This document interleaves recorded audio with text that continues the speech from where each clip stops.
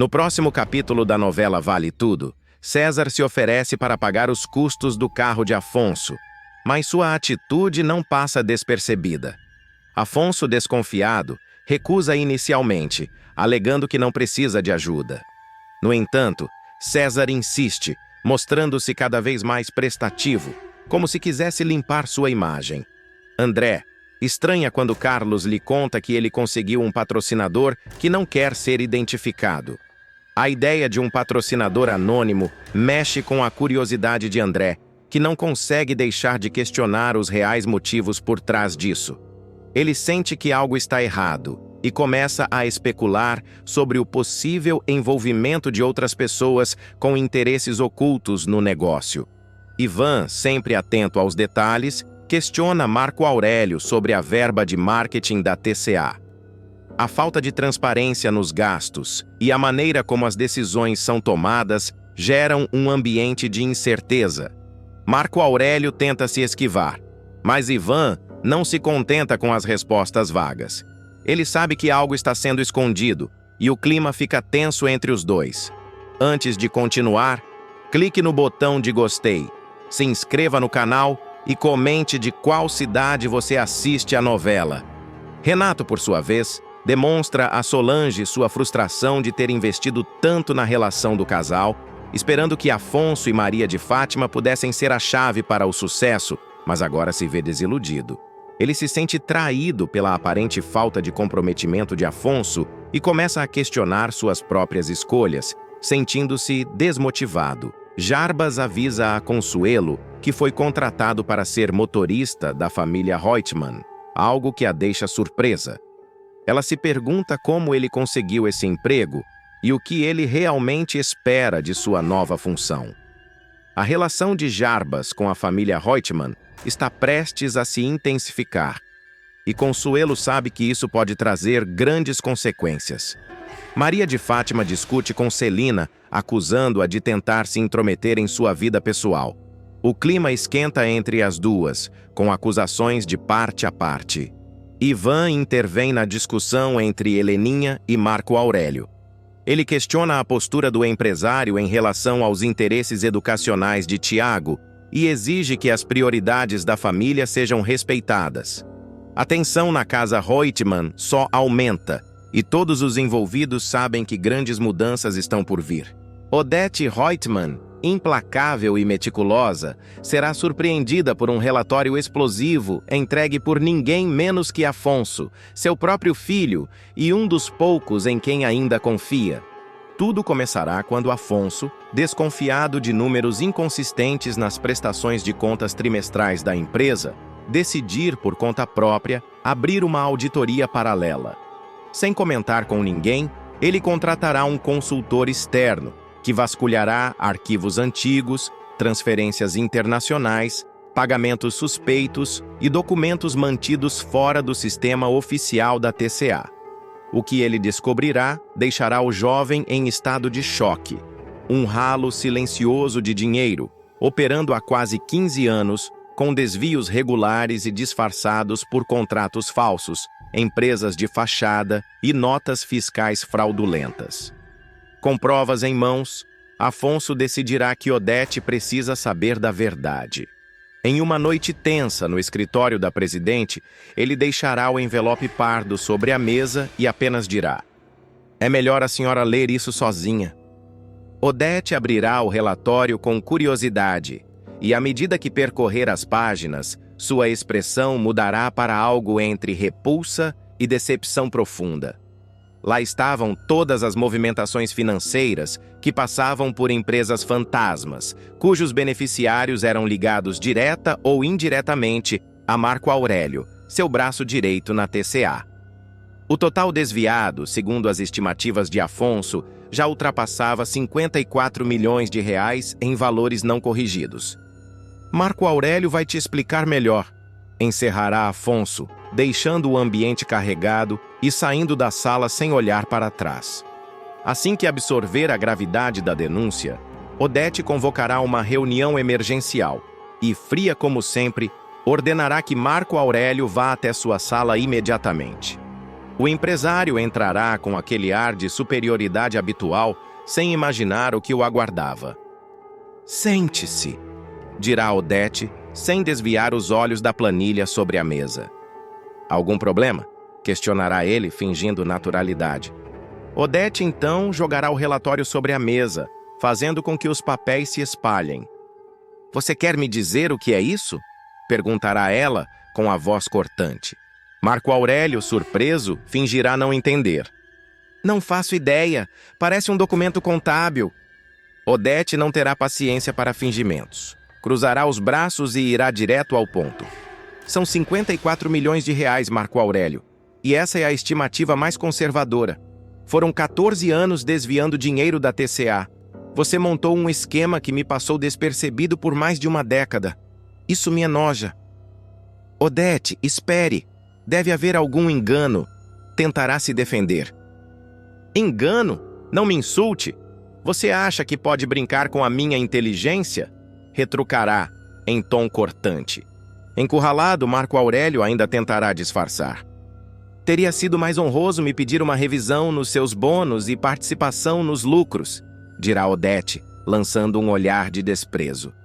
Com certeza, admitirá ele, enfim derrotado. Mas a empresária não estava interessada apenas em acusações. Ela já tinha um plano traçado. Odete não quer escândalo, não quer polícia, nem imprensa, nem ações judiciais públicas. O nome da TCA vem antes de tudo, inclusive da própria vingança. Você vai me pagar, cada centavo, com juros. Nós vamos calcular a variação do dólar, o IGPM, o que for mais vantajoso para mim, e você vai devolver tudo. Marco Aurélio, visivelmente abalado, tentará argumentar. Podemos pelo menos usar o índice de preços ao consumidor ajustado? Seria menos agressivo. Você não está em posição de negociar nada, Marco Aurélio. Nada. Perfeitamente, sussurrará ele, já sem forças. A partir desse momento, Odete ordenará a seus advogados de confiança que elaborem um plano de recuperação de recursos, envolvendo a venda de bens do acusado, congelamento de contas no exterior, levantamento patrimonial e rastreamento de investimentos escondidos. Você vai vender sua casa, seu carro, suas ações, vai abrir mão de tudo, e quando ainda faltar dinheiro, vamos conversar sobre sua aposentadoria antecipada, sua coleção de obras de arte e até aquele apartamento em Miami. Marco Aurélio suará frio, mas ainda tentará uma cartada desesperada. E se eu sumisse? E se eu deixasse tudo isso para trás? Odete se levantará, aproximando-se lentamente dele. Eu tenho gente que te encontraria em qualquer canto do planeta. Se você tentar fugir, Marco Aurélio, vai descobrir que o inferno que te espera não tem retorno. Ele engolirá seco, percebendo que qualquer saída que pensasse em usar estava trancada por cadeados invisíveis, todos com a chave nas mãos de Odete Reutemann. Em paralelo, Afonso não descansará. Com o apoio de Ivan, ele revisitará contratos e documentos assinados por Marco Aurélio nos últimos anos, descobrindo que parte do esquema envolvia marcas subsidiárias criadas para encobrir rombos internos. Inclusive, uma dessas empresas, registrada em nome de um laranja, terá recebido repasses da TCA que somavam mais de 2 milhões por ano, supostamente para serviços de consultoria externa de inovação. Nunca ouvi falar dessa empresa, comentará Ivan ao cruzar os dados. Ela não existe. É só fachada. Mais um fantoche do Marco Aurélio, confirmará Afonso. Enquanto isso, dentro da TCA, o clima será de tensão total. Muitos funcionários começarão a notar mudanças no comportamento da alta diretoria. Reuniões emergenciais, portas fechadas, troca de olhares, telefonemas sussurrados. Circulam rumores de que algo muito grande está para explodir, e alguns já suspeitam que Marco Aurélio está envolvido. Em casa, o executivo passará a ter noites insones. Tentará convencer a esposa a vender a casa de campo. Ligará para sócios antigos pedindo empréstimos emergenciais. Irá visitar galerias onde tem quadros guardados e tentará negociá-los por valores altíssimos, tudo para não ser completamente destruído pela fúria fria de Odete. Mas será em um café da manhã, poucos dias depois, que a empresária mostrará o quanto ainda é a maior estrategista do jogo corporativo. Ela receberá Marco Aurélio com uma xícara de chá e um dossiê novo. Aqui está a projeção de quanto você me deve com as devidas correções. Assine. Isso é só o começo. Marco Aurélio pegará o documento e, antes de abrir, olhará fixamente para ela. Você quer me quebrar? Odete sorri sem piscar. Eu quero que você se lembre todos os dias que ninguém rouba de mim. Ninguém. E o jogo estará apenas começando. O cerco contra Marco Aurélio continuará se apertando.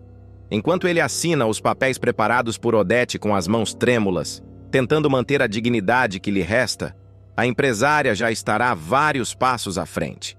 Terá colocado um detetive particular para investigar todos os destinos do dinheiro desviado, inclusive contas bancárias em paraísos fiscais, criptomoedas ocultas, imóveis em nome de terceiros e investimentos camuflados sob empresas fantasmas. A cada nova descoberta, um novo dossiê será entregue sobre a mesa da sala de reuniões, acompanhado de recibos, fotos e gravações. Você realmente achou que poderia me enganar por tanto tempo? Repetirá Odete enquanto folheia os relatórios sem sequer olhar para ele. Você me deve a sua carreira, me deve tudo, e agora vai me pagar.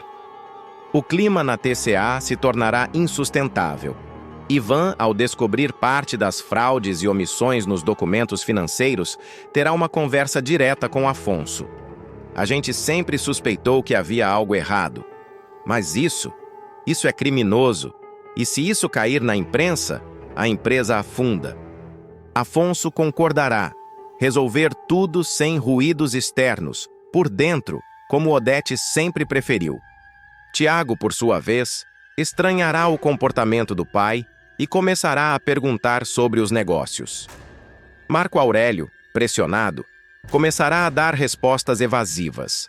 O jovem, que já vive em crise existencial, sentirá uma mistura de repulsa e desilusão ao perceber que o homem que sempre admirou está envolvido até o pescoço em um esquema de corrupção bilionário. Uma cena intensa ocorrerá quando Tiago enfrentar o pai.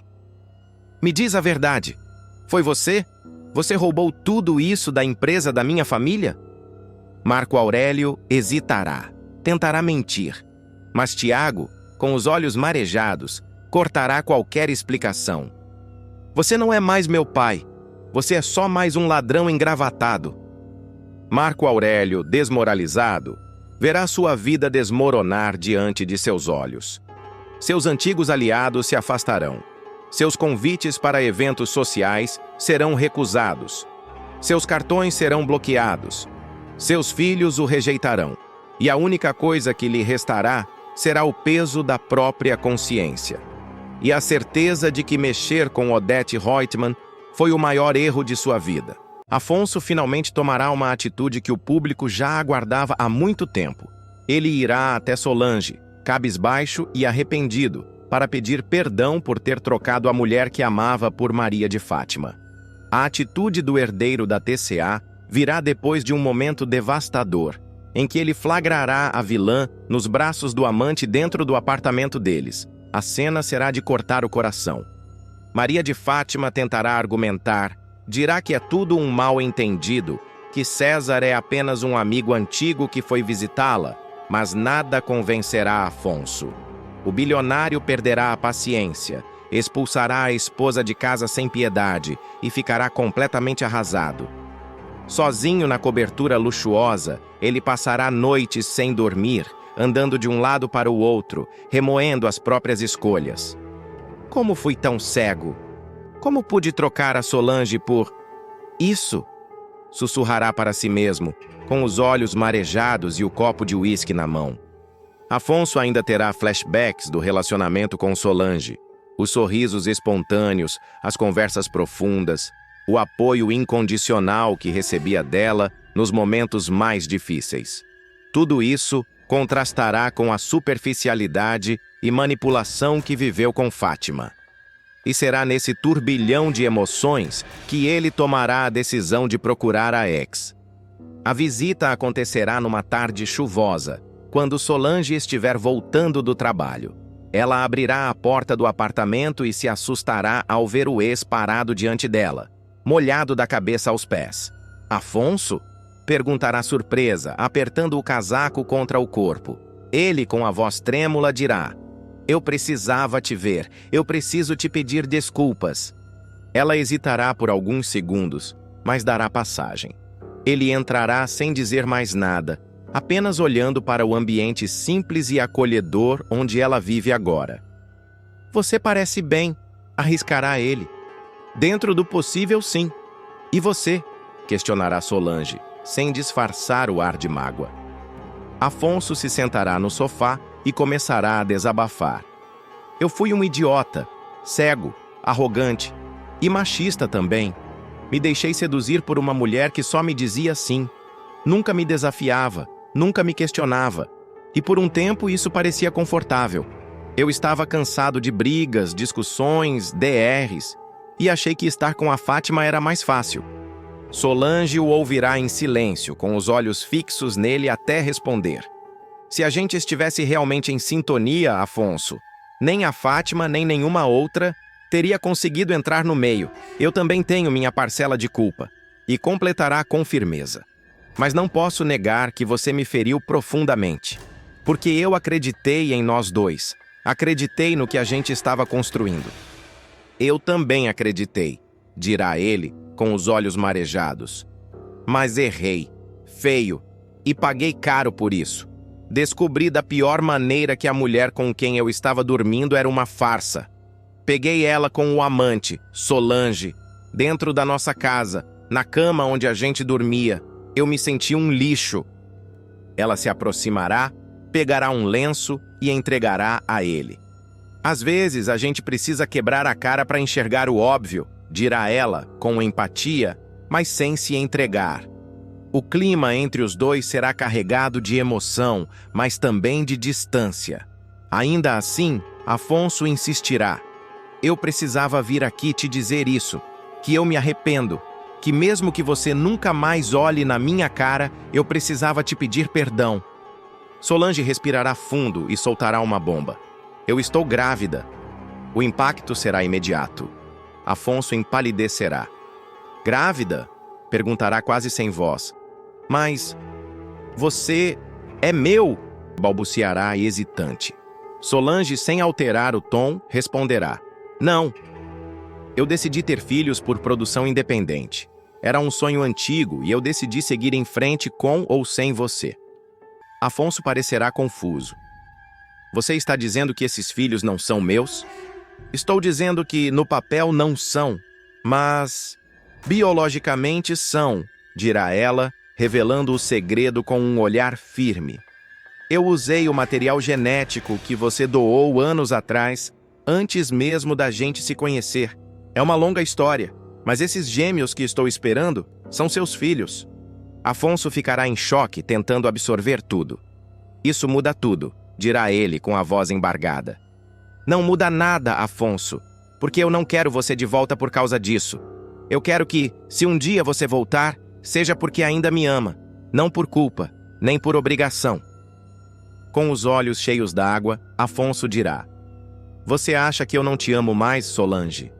Eu venho me torturando por tudo o que fiz, por tudo o que perdi.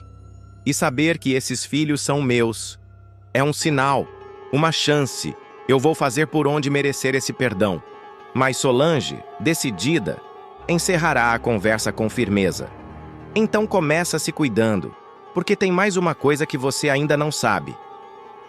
Dias depois, Afonso começará a sentir dores fortes, cansaço excessivo e manchas no corpo. Preocupado, procurará um médico. Após uma bateria de exames, virá o diagnóstico arrasador: leucemia. O médico será direto: "Você está com câncer no sangue, Afonso, e o tratamento precisa começar imediatamente. A quimioterapia é o único caminho." O empresário ficará em estado de choque.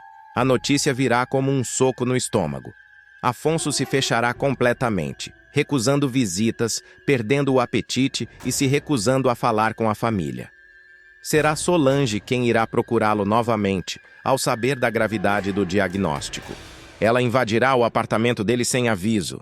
Encontrará o ex-namorado jogado no sofá, pálido com olheiras profundas. "Você vai desistir? É isso?" gritará ela. "Vai me deixar criar essas crianças sozinha? Vai deixar seus filhos sem pai antes mesmo de nascerem?" "Eu não tenho forças", confessará Afonso. "Não quero passar os últimos dias da minha vida em um hospital, com tubos enfiados no corpo, com a cabeça raspada. Eu não tenho mais coragem de lutar." Solange, emocionada, se aproximará e segurará a mão dele. "Você tem 2 motivos dentro de mim, 2 corações batendo que são metade seus, 2 pequenos milagres que precisam de você aqui, forte, lutando, vivo." Ela então pegará a bolsa, abrirá e mostrará o ultrassom. "Olha aqui", dirá com lágrimas nos olhos. "Eles já têm forma, Afonso. Já têm coração. E o que eles mais precisam agora é de um pai corajoso. Um pai que lute por eles." O empresário começará a chorar silenciosamente. Ela continuará. "Se você quiser, eu raspo sua cabeça. Eu fico do seu lado em todas as sessões. Eu durmo naquela cadeira desconfortável da quimioterapia. Mas você tem que prometer que vai lutar." Ele segurará o ultrassom com as mãos trêmulas, olhará para a imagem dos 2 pequenos fetos e, pela primeira vez desde o diagnóstico, seu olhar se iluminará com esperança. "Eles são meus?" "Eles são seus. Totalmente seus. E você vai ver esses 2 crescerem, correrem, rirem, mas só se quiser lutar. Então, você quer?" perguntará Solange, com a voz embargada e os olhos cheios de fé. Afonso fechará os olhos, respirará fundo, e quando abri-los novamente, uma nova determinação estará presente em seu olhar. Afonso iniciará sua jornada de redenção e superação ao lado de Solange e dos filhos que estão por vir. Decidido a lutar pela vida, Afonso aceitará iniciar o tratamento contra a leucemia. A primeira medida será simbólica e cheia de emoção. Ele entregará a máquina de cortar cabelo nas mãos de Solange e pedirá, com a voz embargada: "Você raspa para mim?" Ela, segurando as lágrimas, passará a máquina com delicadeza, revelando um carinho que nem o tempo nem as mágoas conseguiram apagar. Cada mecha que caía representava não só a perda temporária da vaidade, mas também o renascimento de um homem que finalmente encarava seus erros, seus sentimentos e sua responsabilidade. "Eu achava que ser forte era não demonstrar fraqueza", dirá Afonso. "Mas hoje eu entendo que ser forte é pedir ajuda, é chorar se for preciso, é amar com coragem." Solange o acompanhará em cada etapa da quimioterapia. Enquanto o bilionário se submetia às sessões cansativas no hospital, ela lia histórias, segurava sua mão e mostrava as evoluções da gestação com ultrassons e vídeos dos batimentos cardíacos dos gêmeos. Em um dos momentos mais tocantes, Afonso beijará a barriga de Solange e prometerá: "Eu vou vencer. Por vocês 3, por mim. E por tudo que eu ainda posso viver ao seu lado, se você me deixar." César e Olavo mergulham no mundo dos filmes adultos e causam escândalo com um projeto medieval picante. Após o sucesso temporário do golpe que resultou no roubo do quadro valiosíssimo de Heleninha, César e Olavo decidirão apostar em uma nova empreitada ousada e, para muitos, bizarra: a produção de conteúdo adulto temático para a internet. A ideia surgirá em meio a uma noite regada a bebidas e risadas na cobertura de Olavo, quando os 2 comemorarem a venda ilegal da obra de arte e começarem a discutir o que fazer com o dinheiro recém-adquirido. "A gente tem que investir em algo que dá retorno rápido, que nem precisa de muito para começar", dirá Olavo, já folheando um catálogo de equipamentos de filmagem improvisado por um amigo cinegrafista. "Já sei! E se a gente começar a produzir vídeos? Mas não qualquer vídeo. Eu tô falando de uma parada com roteiro, com conceito." empolgará-se César, gesticulando como se dirigisse uma cena no ar. O amante de Maria de Fátima não estará brincando. Com os bolsos cheios de dinheiro e a mente repleta de devaneios cinematográficos, ele passará a arquitetar o que chamará de o primeiro épico pornô da nova geração. E para iniciar com impacto, escolherá como cenário a Idade Média. A ideia será reproduzir um ambiente fictício medieval, com castelos de papelão, tochas de LED e figurinos improvisados que misturam referências de cavaleiros, damas e gladiadores, mesmo que estes pertençam a outra época histórica. A produção será gravada no estúdio improvisado, na garagem de Olavo, onde colchões serão cobertos com tecidos vermelhos e um tapete persa rasgado simulará a suntuosidade de um salão nobre. As atrizes, duas jovens aspirantes a influenciadoras que César terá conhecido em uma festa organizada por Fátima, aparecerão trajadas com espartilhos apertados, saias curtas e botas que nada terão de histórico. Mesmo assim, o diretor novato fará questão de conduzir a gravação como se estivesse diante de um longa-metragem premiado. A história delas duas, que elas são irmãs, mas não sabem disso porque foram separadas no berço. Uma foi criada por um ferreiro e a outra virou dama de companhia da rainha, narrará César, excitado com a própria invenção. Ah, mano, para com isso. O que importa é que elas se beijem e depois chamem o gladiador. Tá todo mundo esperando por isso, ninguém vai ligar para a história de ferreiro. Retrucará Olavo, rindo alto e segurando uma câmera emprestada. Os bastidores da gravação revelarão não apenas o amadorismo da dupla, mas também o nível de delírio com que ambos levarão o projeto. Enquanto César ensaiará diálogos dramáticos e mandará repetir cenas por causa de falta de emoção no olhar, Olavo se preocupará em colocar uma luz roxa no fundo para dar um clima de taverna. A mistura de gêneros e épocas transformará o vídeo em um verdadeiro festival de bizarrices visuais, e mesmo assim os dois continuarão acreditando que estão criando uma obra revolucionária.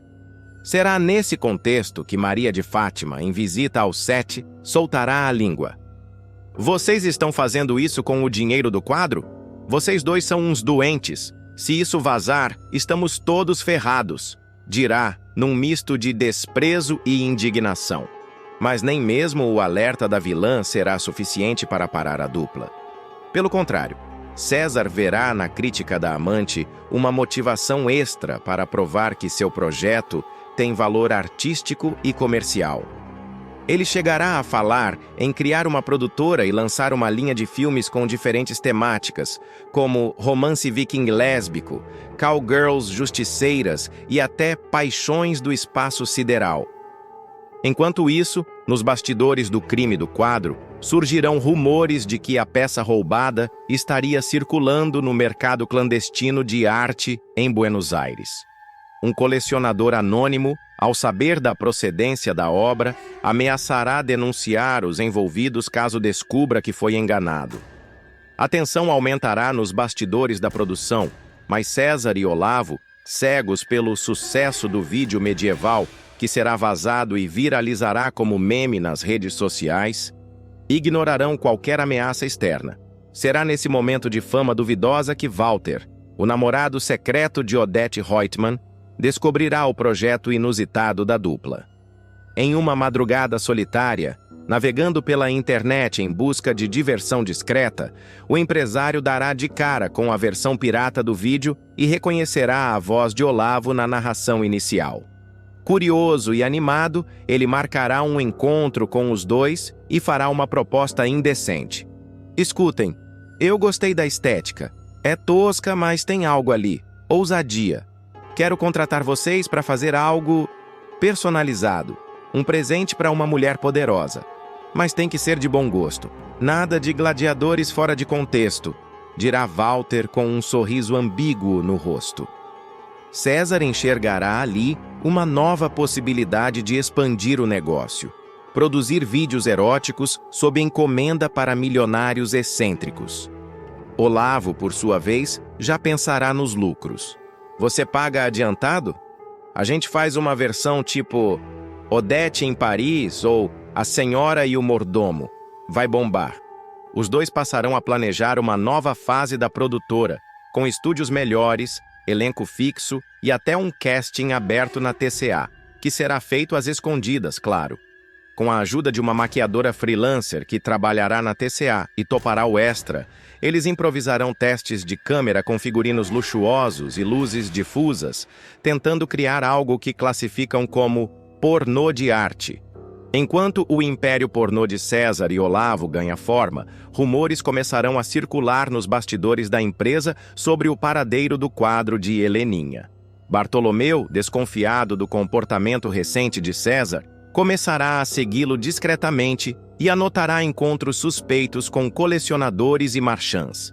A tensão se intensificará quando um dos artistas contratados para a decoração do novo estúdio reconhecer a peça original escondida atrás de um biombo e ligar para uma amiga que trabalha no museu da cidade. Isso aí é o quadro da Heleninha. Mas, impossível, ele foi roubado, sussurrará a artista, mandando fotos para a amiga conservadora de arte.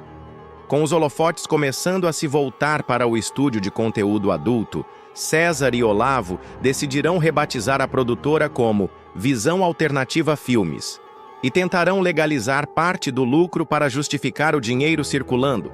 Inventarão uma fachada de agência de casting teatral experimental e pagarão um contador para simular notas fiscais fictícias de gravações corporativas. A situação, no entanto, sairá do controle quando Odete Roitman, sem saber da relação de Walter com os vídeos, descobrir uma caixa com figurinos, roteiros e pendrives escondida na cobertura do namorado. Furiosa, a megera exigirá explicações. "Walter, o que é isso? Isso aqui é um bordel cinematográfico?" gritará ela, atirando uma peruca loira em cima da mesa de vidro. Walter tentará amenizar a situação. "É uma brincadeira artística, uma homenagem a você. Estou investindo no seu talento escondido." Mas Odete, ultrajada, se afastará do namorado e contratará um detetive para seguir todos os passos de César e Olavo. Ao mesmo tempo, os vídeos começarão a circular em grupos privados de empresários e políticos, gerando uma avalanche de repercussões inesperadas para todos os envolvidos. César, sempre apaixonado pelo glamour do proibido, não perceberá que está sendo monitorado e ainda chamará Fátima para fazer uma ponta como Rainha Cruel em uma nova produção. A filha de Raquel, temendo ser reconhecida, exigirá o dobro do cachê e pedirá que seu rosto seja coberto por uma máscara dourada. A nova produção se chamará Reino dos Prazeres Proibidos e será anunciada como o maior investimento da dupla até então. No entanto, o que César e Olavo não sabem é que alguém muito próximo a eles está prestes a entregar todo o esquema às autoridades, em troca de imunidade. Você acha que a Maria de Fátima e o César devem ir para a cadeia? Sim ou não? Deixe a sua opinião nos comentários. Odete suborna Fernanda e oferece R$100 mil para ela terminar com Tiago. A relação entre Tiago e Fernanda viverá um abalo profundo.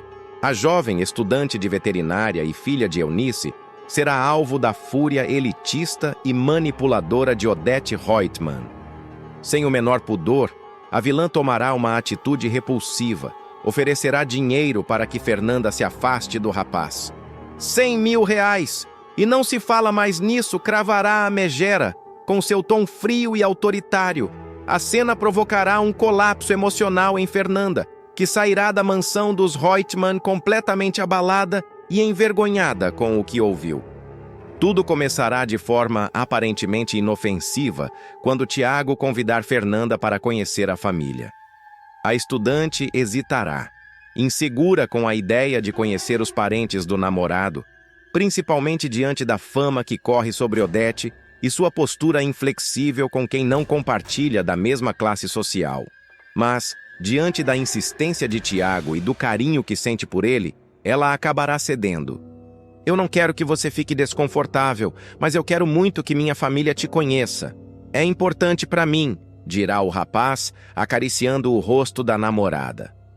Fernanda, com um sorriso tímido, responderá: Tá bem, eu vou, mas só se você prometer que vai ficar o tempo todo do meu lado.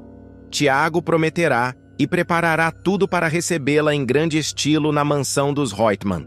No grande dia, Fernanda chegará elegante, mas discreta, com um vestido floral e cabelo preso em um coque simples. Eunice, sua mãe, ajudará na produção, mesmo sem esconder a preocupação. Essas pessoas são perigosas, minha filha. Odete Reutemann não é mulher de se enganar, alertará a mãe ao ver a filha pronta para o encontro. Tiago apresentará a namorada de forma afetuosa. Essa é a Fernanda. Ela é filha da dona Eunice, que é casada com o seu Bartolomeu, pai do Ivan. A jovem cumprimentará a todos com educação e visível nervosismo. Odete, do alto da escada, fará uma entrada calculada e teatral, como de costume. Ao descer e observar a moça, ela lançará um olhar clínico e debochado. Veterinária? Repetirá, após Fernanda contar sobre seus estudos.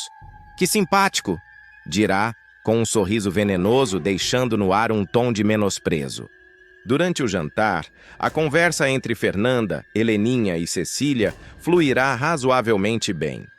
A estudante tentará se integrar, comentando sobre os casos que atendeu na clínica escola, e Heleninha, num raro momento de leveza, se divertirá com a história de um bezerro que tomou banho de piscina. Mas Odete ficará apenas observando, silenciosa e atenta, como uma serpente à espreita. Em dado momento, Fernanda pedirá licença para ir ao banheiro. Tiago prontamente indicará o caminho. É ali no final do corredor. Se precisar de ajuda, me chama. Dirá, sorrindo. A jovem sairá, e Odete fingirá que está indo até a cozinha buscar um copo d'água. Cecília ainda comentará. Desde quando você pega água sozinha, Odete? Mas a vilã se limitará a dizer: não posso eu mesma servir um copo d'água para mim? Que absurdo! Antes de desaparecer pelo mesmo corredor. Sozinha com Fernanda, a vilã não perderá tempo. Fechará discretamente a porta do lavabo e se apoiará no batente, encostando os braços. Desculpa a invasão, meu bem, mas vim atrás de você para a gente conversar com um pouco mais de privacidade. Começará. Fernanda ficará surpresa e desconfiada. Sobre o quê? Perguntará, franzindo a testa. Odete lançará o primeiro golpe. O que exatamente você quer com o Tiago? Fernanda reagirá. Eu não quero nada, dona Odete. Eu gosto dele. A gente está se conhecendo. Mas Odete não se contentará com a resposta. Gosta dele? Tem certeza disso? Porque eu fui atrás da sua vidinha, sabe? E descobri umas coisas. Parece que você andou envolvida com outro rapaz recentemente. Um tal de André, não é? Fernanda se espantará. Como a senhora sabe disso? Questionará, sentindo o sangue gelar. Eu sei de muitas coisas. E mais importante do que o que eu sei, é o que eu quero. E eu quero distância entre você e meu neto, afirmará Odete, deixando claro que não vai tolerar a presença da jovem em sua família. A megera fará então a proposta indecente.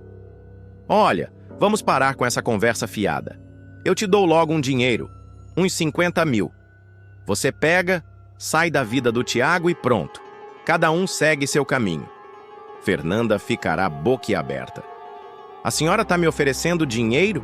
Perguntará. Odete, irritada com a hesitação da moça, aumentará o valor sem piscar.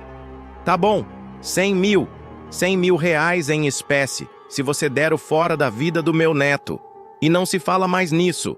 A estudante ficará paralisada, sem saber como reagir. Eu não acredito. Isso é absurdo. Isso é nojento, dirá ela, com lágrimas começando a brotar nos olhos.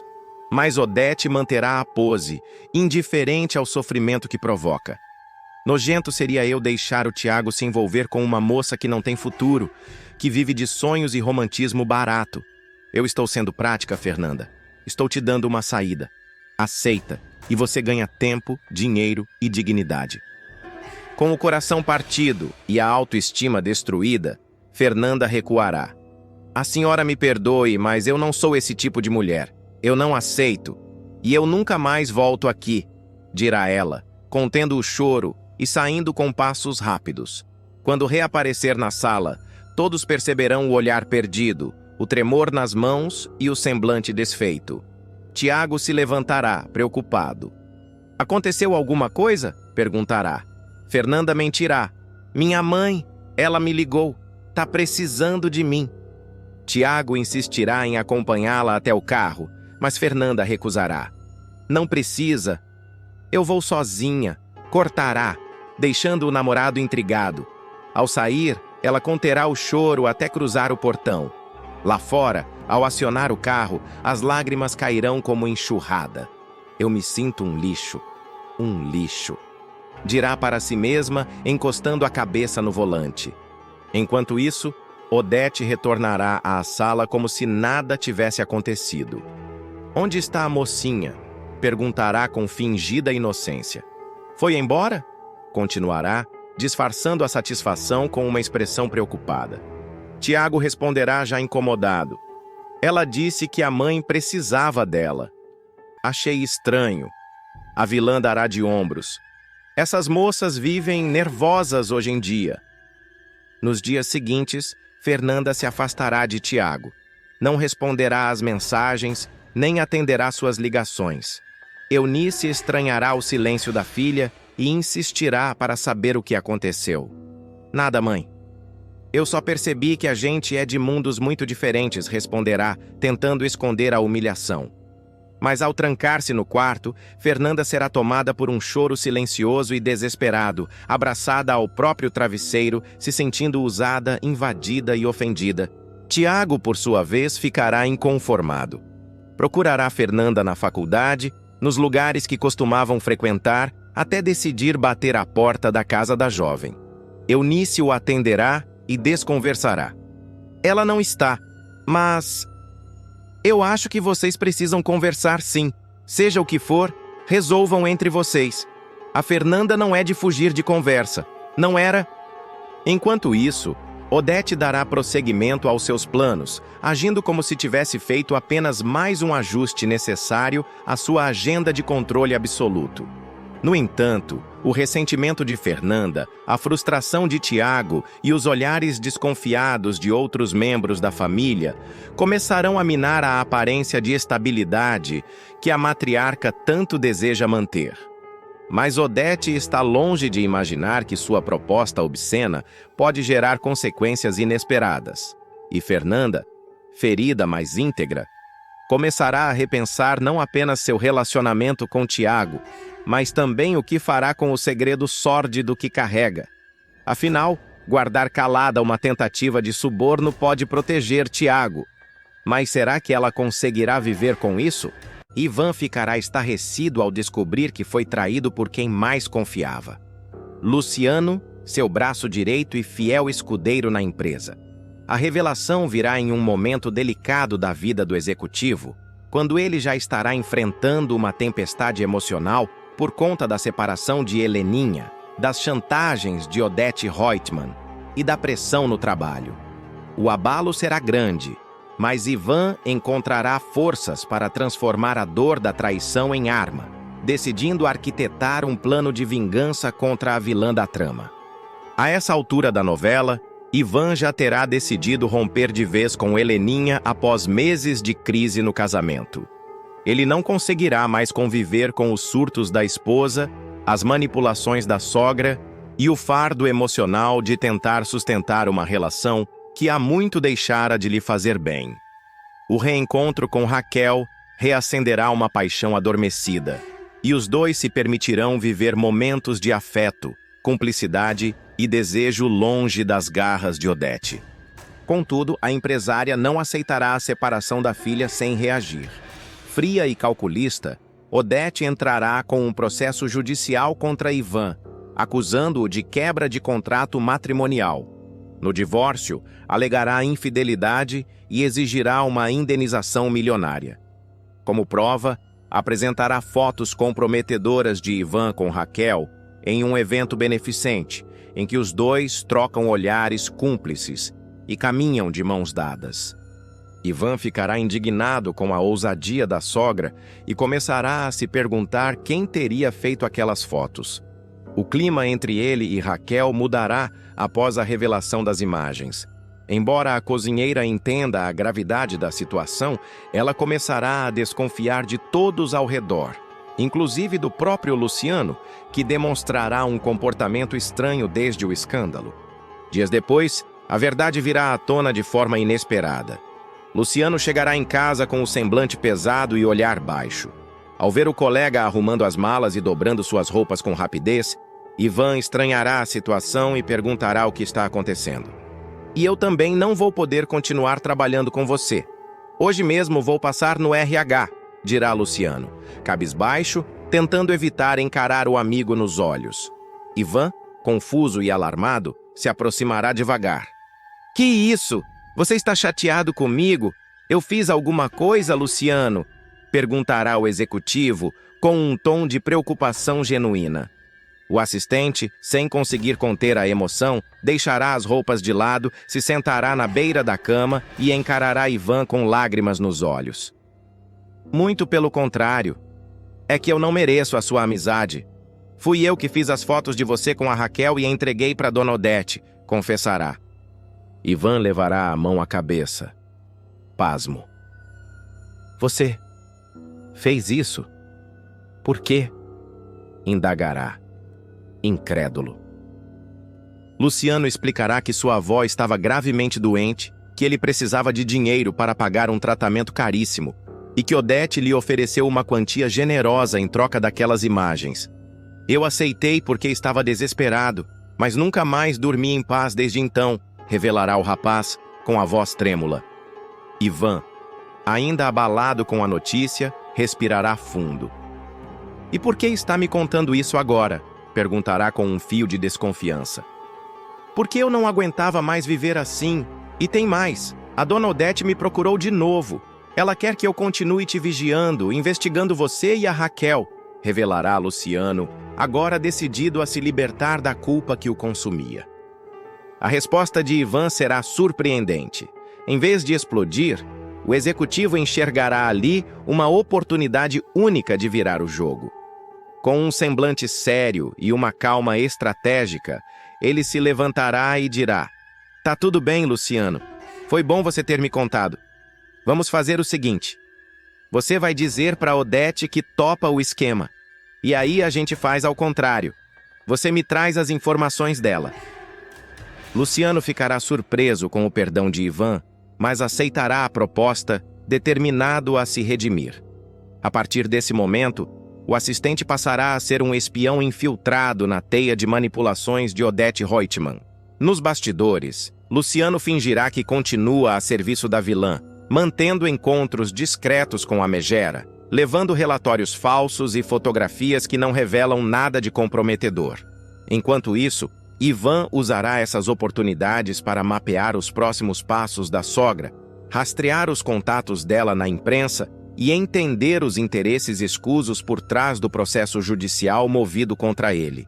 Em paralelo, Raquel também começará a desconfiar de que a guerra com Odete está longe de acabar. Ao saber da chantagem envolvendo as fotos, ela alertará Ivan de que a vilã deve estar armando algo ainda maior. A empresária, afinal, nunca dá um passo em falso sem planejar os próximos 10. Luciano, cada vez mais enojado com as ordens de Odete, começará a gravar suas conversas com ela escondido, guardando os áudios em um pendrive. Numa das conversas mais reveladoras, Odete deixará escapar que pretende sabotar o restaurante de Raquel para acabar de vez com a reputação da rival e obrigar Ivan a voltar para Heleninha como forma de limpar a própria imagem. Esse namoro dos dois é um escândalo. Uma mulher que vende quentinhas? Meu genro se deitando com uma copeira? Eu não vou permitir, dirá a vilã, com seu tom arrogante habitual, sem perceber que estava sendo gravada. Com esse novo material em mãos, Ivan reunirá um arsenal de provas para contra-atacar no momento certo. E não se contentará apenas com isso. Incentivará Raquel a seguir com seu projeto de expansão da Paladar, mesmo diante das ameaças. A cozinheira, por sua vez, verá no gesto do amado não apenas um ato de resistência, mas também uma demonstração de parceria verdadeira. Enquanto isso, Luciano manterá uma rotina dupla. Para os olhos da TCA e de Odete, continuará sendo o funcionário leal e dedicado, sempre pronto para relatar as últimas fofocas de Ivan e Raquel. As coisas ficarão ainda mais tensas quando Odete exigir que Luciano plante provas falsas contra Ivan para afundá-lo de vez na empresa. Eu quero um escândalo. Você vai dizer que ele desviou verba da campanha de marketing. Tenho certeza de que a diretoria vai destituí-lo, ordenará friamente. Luciano hesitará, mas acabará aceitando apenas para manter o disfarce. Ao relatar o plano para Ivan, os dois começarão a arquitetar uma estratégia para virar a armadilha contra a própria Odete. Se ela quer guerra, vai ter guerra, prometerá Ivan, determinado a expor todos os podres da sogra para o conselho da TCA e, se preciso, para a imprensa. O público verá uma verdadeira batalha de inteligência e manipulação em que cada passo de Odete será monitorado por Ivan com a ajuda do traidor arrependido Luciano, que buscará, com cada atitude, recuperar a confiança do homem que um dia considerou seu melhor amigo. Odete, cada vez mais obcecada em destruir Raquel e manter Ivan sob seu domínio, intensificará suas exigências sobre Luciano. A vilã, certa de que o rapaz continua sob seu controle, começará a revelar segredos que guardava até mesmo de Heleninha. Em um encontro reservado no escritório luxuoso da TCA, ela falará com desdém sobre o passado de Raquel, mencionando um suposto envolvimento da cozinheira com um antigo escândalo financeiro em Foz do Iguaçu, uma mentira inventada para sujar sua imagem. Você vai descobrir tudo, Luciano. Quero um relatório completo da movimentação da Raquel, das contas dela, dos contatos. Essa mulher vai cair. E quando ela cair, o Ivan volta para a minha filha com a cabeça baixa, dirá Odete com um olhar cruel. Luciano gravará tudo e levará para Ivan, que escutará os áudios em silêncio, com os punhos cerrados. O executivo começará a montar um dossiê com as gravações, fotos e documentos, não apenas para se defender judicialmente, mas para expor publicamente a verdadeira face de Odete Reutemann, a mulher que manipula vidas como peças de xadrez. Raquel, por sua vez, se manterá firme. Mesmo sabendo que está sendo perseguida, se recusará a recuar. Ela enfrentará humilhações, terá sua vida vasculhada por jornalistas, será seguida por detetives contratados por Odete e verá parte de seus contratos com fornecedores serem misteriosamente cancelados. Ainda assim, continuará à frente do restaurante e incentivará Ivan a não desistir. Se ela pensa que vai me ver de avental no chão chorando, está muito enganada. Eu não sou do tipo que se quebra. Eu sou do tipo que se reinventa, dirá de frente para o espelho, enquanto se arruma para mais um dia de batalha.